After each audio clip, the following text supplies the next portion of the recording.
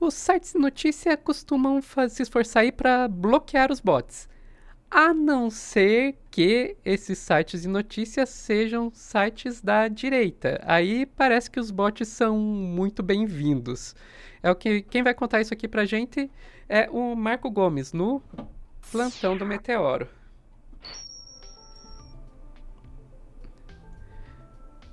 Então, Marco, conta pra gente como é que é isso. Dependendo daí de qual viés político gosta de bot ou não, é isso? É, por aí mesmo. E, na verdade, é assim, esses GPTs, né, ou esses modelos de inteligência artificial generativa, que eles estão muito famosos, como, por exemplo, esses que criam imagens, esses que escrevem textos, que a gente está vendo aí ganharem bastante notícia, eles são treinados em conteúdo. Esses conteúdos vêm de muitos lugares da web. Muitos desses lugares da web são sites de notícia. E aí a questão aqui é um levantamento que é trazido aqui por uma notícia da Wired, dizendo que mais de 88% dos principais sites de notícia, dos maiores, mais mainstream, vamos dizer assim, nos Estados Unidos, bloqueia esses robôs de usarem seu conteúdo. A gente está falando o quê? A gente está falando que sites como o New York Times, o Washington Post, o Guardian, o The Atlantic, eles não deixam que empresas que criam inteligência artificial usem seu conteúdo como parte do treinamento ali daquele robô que depois vai estar escrevendo textos, depois vai estar respondendo perguntas, depois vai estar fazendo coisas. A questão principal é que apesar de 53% dos sites em geral, né, dos sites de notícia em geral, olhando não só os top dos Estados Unidos, 51% ou 53% dos sites de notícia em geral bloquearem o uso por inteligência artificial, esse tanto que sobrou tem um viés. Então, quem são os sites que permitem que as inteligências artificiais se treinem usando seu conteúdo? Então, fizeram uma pesquisa e aparentemente, esses sites que se deixam usar, que deixam seu conteúdo ser usado por inteligência artificial são de maneira desequilibrada, enviesados à direita. São sites como Fox News, Daily Caller, Breitbart, entre outros. Ou seja, os robôs estão treinando em sites de maneira desequilibradamente tendenciosos à direita, principalmente à direita mais extrema. E aí, qual que é a questão que isso gera, né? Eu já ia te perguntar, isso não Isso, significa pode que falar. essas inteligências artificiais vão ser todas de direita? Possivelmente, é uma consequência provável que vai acontecer, apesar de que essas inteligências artificiais, elas são treinadas em muito conteúdo, num bloco gigante de conteúdo histórico também. Então pode ser que essa camada pequena aqui das notícias de agora não faça tanta diferença no viés da inteligência artificial. Porém, pode enviesar várias respostas delas sobre eventos recentes, pode enviesar a resposta delas sobre eventos econômicos, sobre eventos cobertos. Então, sim, pode enviesar bastante.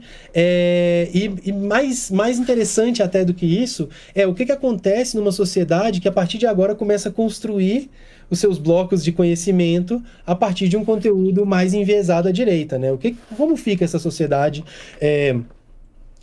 a gente sabendo que as inteligências artificiais de agora, que a gente usa agora, que a gente acha incríveis, que escrevem texto, elas são como autocompletar muito sofisticado, mas elas são parecidas com aquele autocompletar do Google, aquele bloquinho lá que você digita, como fazer bolo de... Aí vai aparecer o autocompletar lá, cenoura com chocolate, bolo de erva doce, não sei o quê. É aquilo com muito mais complexidade, várias camadas, pega não sei o quê, simula um cérebro e tal, mas é um autocompletar, no sentido de que o que é mais popular tende a ser... O que é mais popular no universo que ela estudou tende a ser considerada a verdade.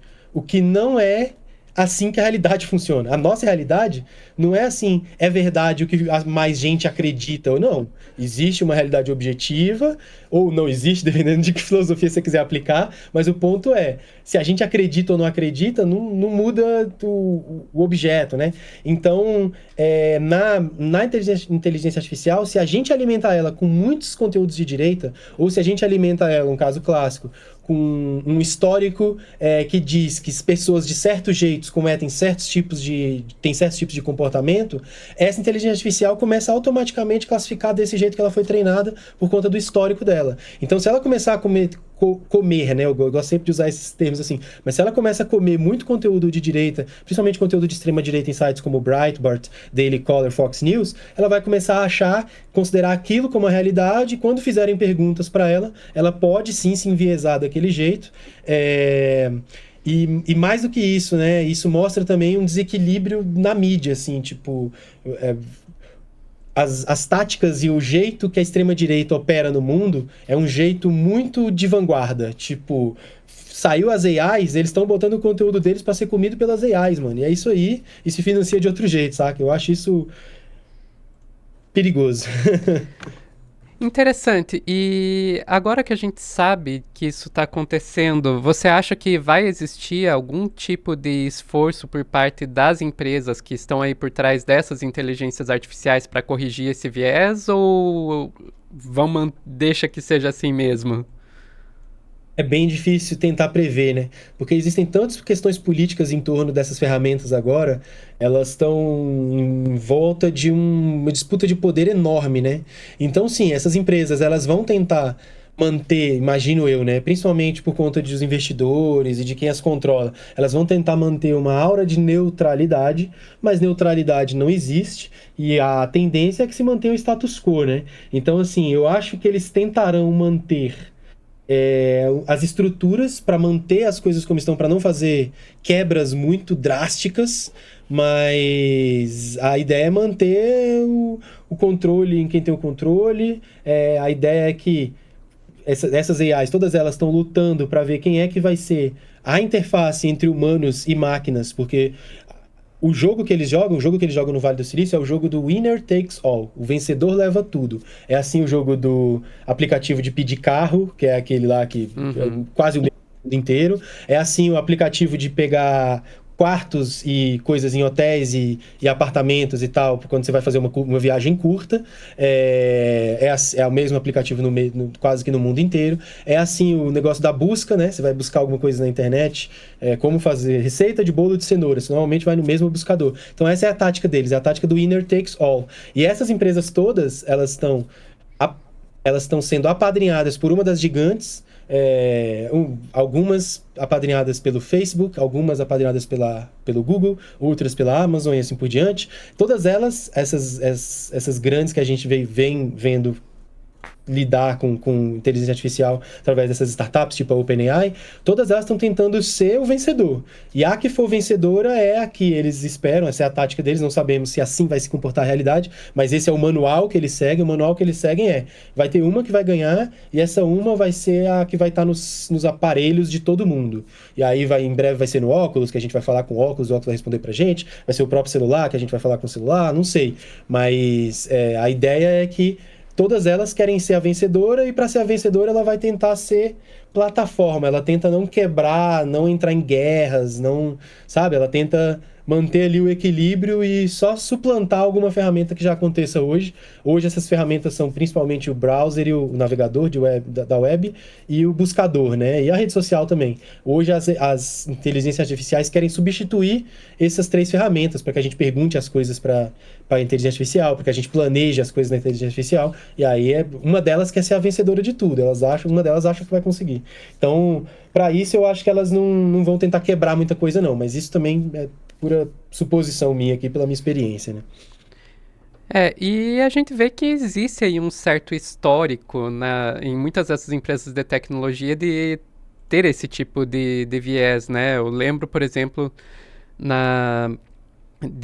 quando eu estava estudando jornalismo científico, de ver pesquisas na universidade onde eu estudava mostrando que, olha, o YouTube, ele meio que foi bastante usado para promover movimentos anti-vacinas. E a gente tem aquela reportagem clássica lá acho que foi do New York Times, se eu não me engano, mostrando que o papel de radicalização promovido também pelo YouTube. Não tenho certeza que era New York Times, mas acho que era. Então você vê que meio que tem um histórico meio problemático dessas empresas de tecnologia quando se fala de viés para um lado ou para o outro na política, né?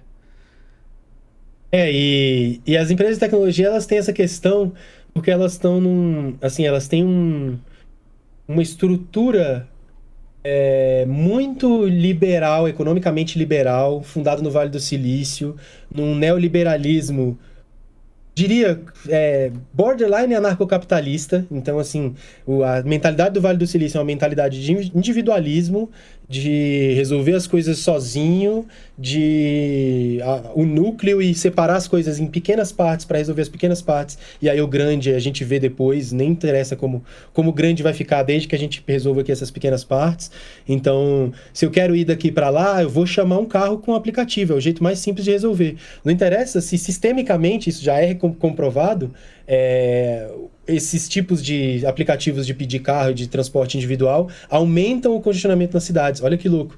Nova York passou a ter mais congestionamento depois que chegou os aplicativos de pedir carro. Mesmo que tinha táxi antes, não é uma coisa trocada pela outra. Aumentou o congestionamento. São Paulo aumentou o congestionamento. Cleveland aumentou o congestionamento. Então, assim, tem essa mentalidade de resolver os pequenos e o todo não importa, que é uma mentalidade super neoliberal, na minha visão, né? E quase nesse caso aí, eles gostam muito desses autores Rothbard e tal, nível, o libertarianismo mais idealista que tem, assim. E, e aí, com isso, eles acabam se envolvendo em decisões políticas, e essas decisões políticas alteram a sociedade. Então, eles levam as decisões políticas deles às legislações, assim, aos fazedores de lei, aos cumpridores da lei, aos julgadores, a quem julga e tal, o judiciário. Isso acontece bastante, principalmente nas leis antitrust, leis de anticompetitividade, leis de consumo, é muito comum. E as empresas não são neutras, né? O Facebook não é neutro.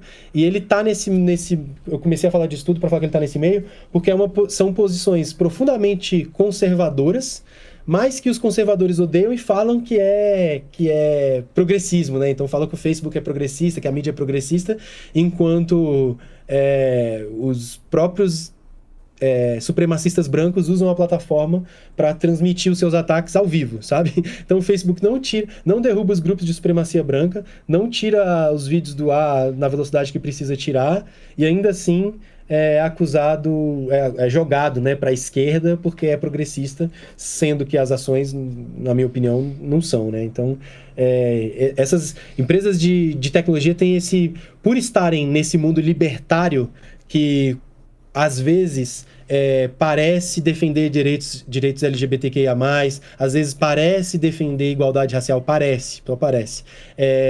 Ele é jogado para a esquerda, mas, na verdade, todas as ações são tão individualistas e tão livre mercado, neoliberais, privatização, deixa que as empresas resolvem, e não importa o geral, e não tem que ter legislação e menos Estado e tal, que isso acaba gerando sistemas, né, e efeitos sistêmicos que são conservadores, na verdade. Muito mais liberalismo, muito mais freelancing, essa coisa dos uberizados, né, dos trabalhos freelancer e tal, sendo tomados e tudo. São coisas ultraconservadoras, mas criadas por empresas que são ditas pelos conservadores de esquerda, mas não são. Perfeito, perfeito. Muito obrigada, Marco. Bem, bem interessante esse assunto. Eu espero que você possa fazer mais participações aqui com a gente. E é isso. Para o pessoal que estiver assistindo e quiser ajudar a gente a continuar trazendo esse tipo de conteúdo, seja membro. E muito obrigado por assistir o vídeo até o final. Tchau, tchau.